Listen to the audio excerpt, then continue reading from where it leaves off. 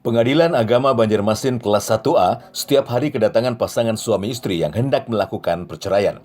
Selama tahun 2020, angka perceraian di Banjarmasin meningkat tinggi, hampir mencapai 2.000 kasus dibanding tahun 2019 lalu.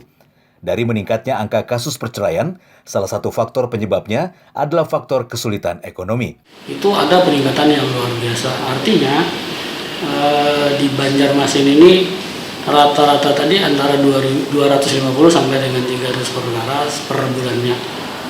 Nah, itu dirata-ratakan, sehingga kalau per tahunnya sekitar 3.000 atau lebih. Itu dari angka perceraian maupun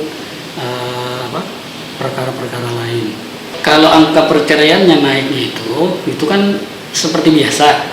Artinya ada masalah ekonomi, ada pertengkaran terus-menerus yang tidak bisa didamaikan lagi, ada lantaran kasus-kasus kejahatan lain, misalnya pemukulan atau obat, dan lain-lainnya. Angka tersebut diprediksi akan terus meningkat, meski angka di bulan November masih belum terdata.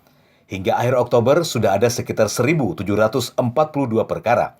Namun angka tersebut juga berimbang dengan banyaknya angka pernikahan di kota Banjarmasin. Rida, Kalsel 1 Net, Banjarmasin.